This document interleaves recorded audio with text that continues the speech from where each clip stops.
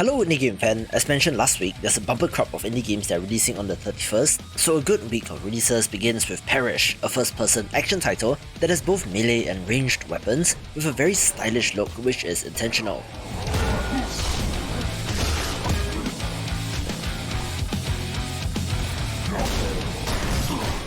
You will notice the use of gold here, since it takes place in Purgatory and you have to slay hordes of creatures on the Black Sands in order to get their gold-stained corpses to sell, using the proceeds to eventually gain entry into Elysium.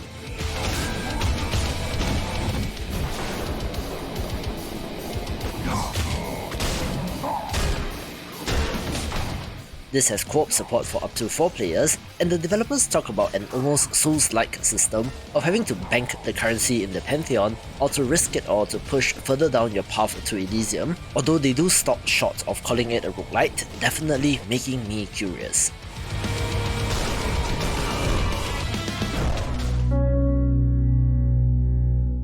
Something must have definitely broken in my brain since I thought Tales, The Backbone Preludes was some form of prologue demo, but apparently it is a full game that serves as the prelude to the gorgeous pixel art adventure game Backbone, which released in 2021.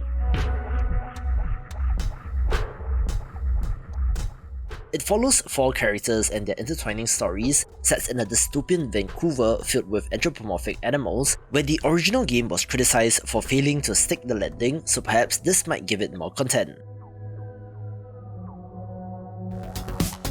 This video is brought to you by MagnaPlay, the world's first indie subscription service, where it's basically a Game Pass but for indie games only. If you ever wanted to sample a large variety of indie games but budget is a concern, I do think that this service is of interest to you, where the low monthly fee gives you access to all their current games in the catalogue with no limits. Critically, you will be able to download local versions and it's not a streaming service, having a nice mix of both bigger indie hits as well as hidden gems, including the awesome looking tactical roguelite Ever Tried, the very fast-paced Metroidvania with a focus on precision platforming Super Mumble Quest, as well as the strategy title Kaiju Wars, where you have to defend your city against these rampaging monsters. This is from an ambitious young team of college students who are building their dream service, where the product is currently in beta and the first month is completely free, but switches to $8 a month after that, where they are aiming to have a catalogue of 50 games by February, so it is value for money, and you can sign up via the link in the description below.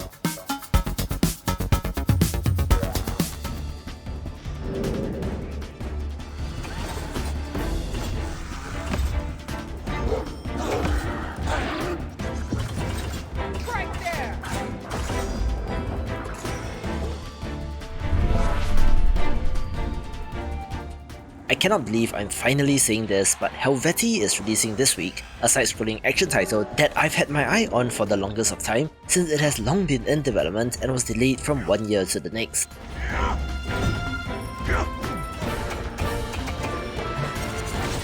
It bills itself as a character action game, so think Devil May Cry, but the combo meter is of course emblematic of this genre.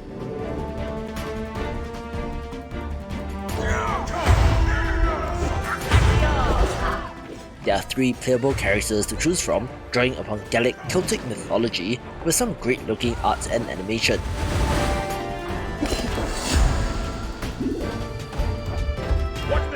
Its Kickstarter campaign does mention that runs will be relatively short, but the actual Steam page doesn't mention that it's a roguelite, so I'm not sure if that is omitted or things have changed, but it's one to watch nonetheless.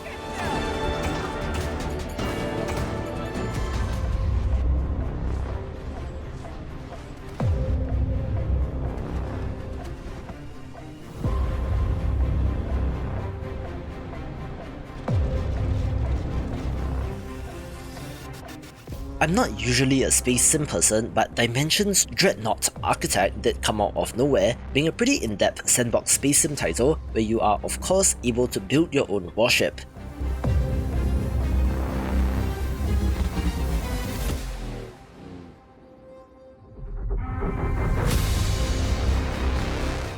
You're able to customize and build your ship, and then captain it across space, taking part in various battles while exploring the galaxy.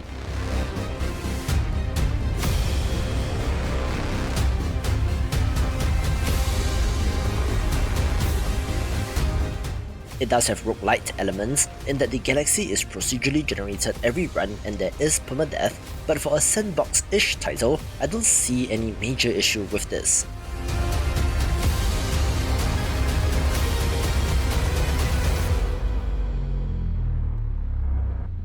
Welcome to the Kingdom of Ankist. You are the head of the King's Council, deciding the fate of all. Every decision you make may change the course of history. Will you deal with the menace of a foreign power with diplomacy or war? Will you defend the poor and oppressed or serve the interests of the rich and powerful? I did show off the King's Dilemma Chronicles not too long ago, where this is a political strategy simulation title where you play as the Hand of the King, making decisions and attempting to influence the reigning monarch to make decisions in your favour. Most interestingly, you will play as a member of one of 12 houses, having to achieve your own goals while balancing that with the needs of the realm, where you're able to play across generations as well and looks very well made. Final uprising, foreshadowed by an ancient prophecy. Act for the greater good, or think only of yourself. Will you be able to carry the burden of responsibility? Sarah? Ryan? This is Kathy. Can you hear me? Please come in. Mission Opera has only one objective. Bring the Arks and their revolutionary technology back home. Bigger games begin with Deliver Us Mars, a narrative third-person adventure game that is the direct sequel to Deliver Us the Moon, telling a tale of humanity's desperate attempt for survival, and looks like it has an intriguing narrative. You'll make the right decisions. We can do this.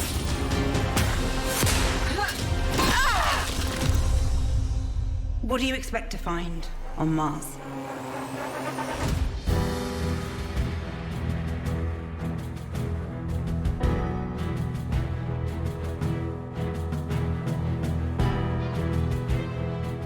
The SpellForce series is one of the most storied in gaming history, where the IP is currently in possession of THQ Nordic under the Embracer Group, with Conquest of Eo being the latest entry, a turn-based strategy title set in a fantasy world and looks like another impressive entry.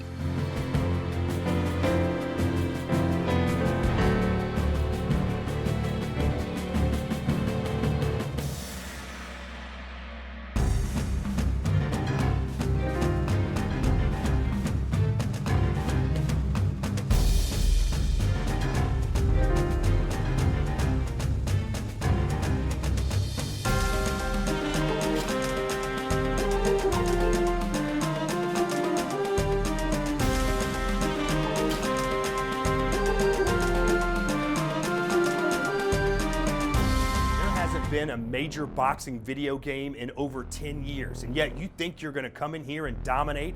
Have you lost your mind? Do you have any idea what it takes to become undisputed? It takes a right hand from hell. Deontay Wilder. With the crowd behind me. It's Katie Taylor, perhaps the greatest athlete Ireland has ever produced. Oh, what a shot! The power in both hands. According to LinkedIn, the developer of Undisputed has at least 40 people on staff, but they still self-describe and are technically still independent, where this is a boxing simulation title with licensed boxers, including the Gypsy King himself, Tyson Fury, so I definitely don't think that they're indie per se, but since there hasn't been such a boxing game in a long time, this does deserve a mention. With lightning speed, Good job of cutting off the ring. and looking good doing it. Looks like he's going for the finish here. His opponent with his... Strength and power. And no one moves like Alexander Usyk. You'll never beat me, you dosser. I'm the Gypsy King. Become Undisputed. It's over, baby.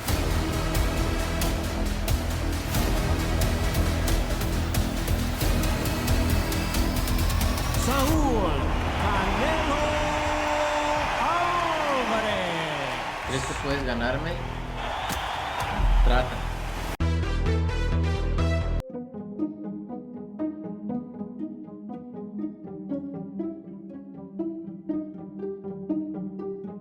Smaller games begin with JETT The Far Shore, the Steam launch of a previously Epic exclusive title coming to us from Super Brothers, who are one of the OG indie developers, being a very unique and strange narrative-focused title where Given Time is an all-new free expansion, so there's new content to check out.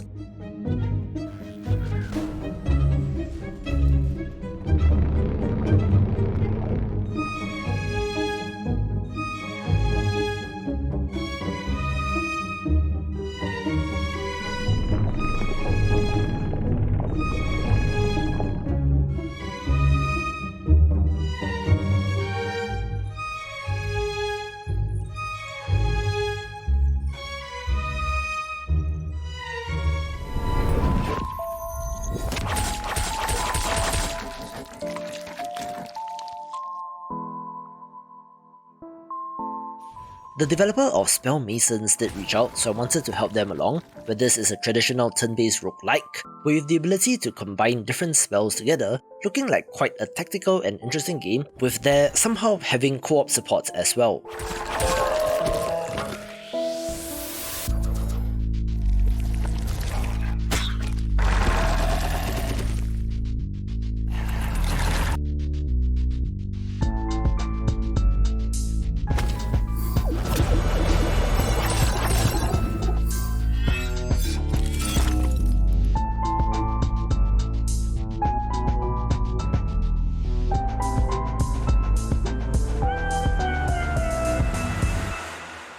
Hey, if you made it this far, subscribe to my weekly newsletter to keep on top of all things indie games, link in the description below.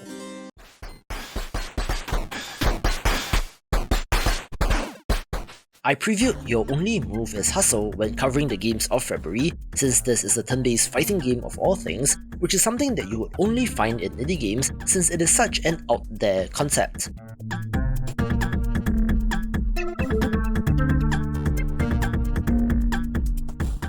Apparently, it has been abbreviated to Yumi Hustle, which is catchy, so get this for a unique experience.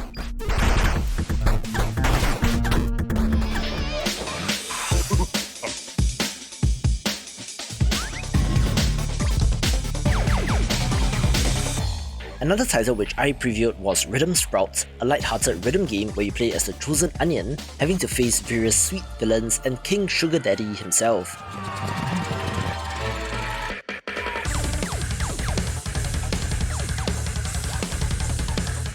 There's supposed to be a weird mix of EDM, K-pop, disco, lo-fi, hip-hop and even metal in this, so it is throwing the kitchen sink at the types of music used, where variety to me is always welcome, so I do hope that it is put together cohesively enough and will be for fans of the genre.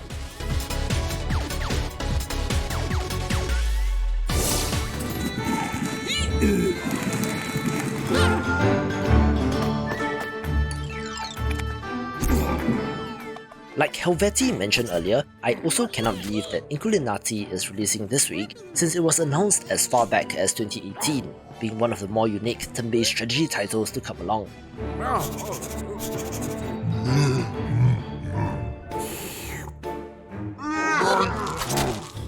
The medieval-inspired art style and anthropomorphic animals are a highlight, as are their wacky attacks and abilities, where the Inculinati masters themselves have the ability to change the tide of battle, so fingers crossed this is good after so many years in development.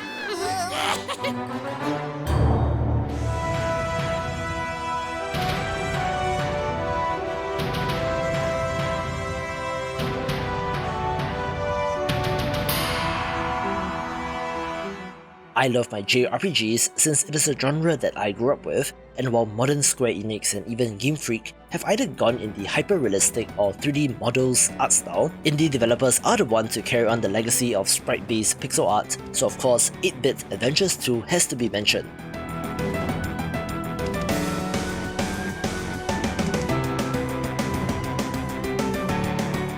This is the sequel to a game from 2015, but is much improved over the original, having a more modern meta storyline as well, where a glitch in the game world is threatening the peace.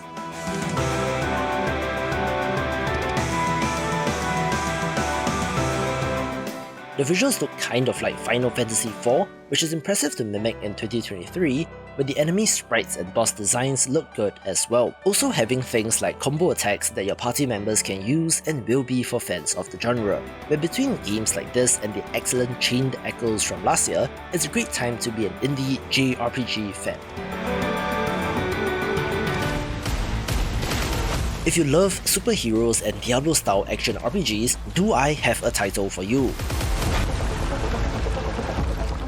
Mind you, this is not the cleaned up Marvel superheroes as well, but rather ones which are not afraid to get their hands dirty and to actually kill their enemies, which in this case happens to be an alien swarm, with 3 character classes to choose from, loot options like weapons and armor, as well as quite a curious progression system that is on a hexagonal grid, which makes Superfuse an all-action title worth checking out. But do note that it will be an early access release, but if you want more, here are my current favourites in this video, with a special mention going to Patreon indie game ultra fan Sean H once again.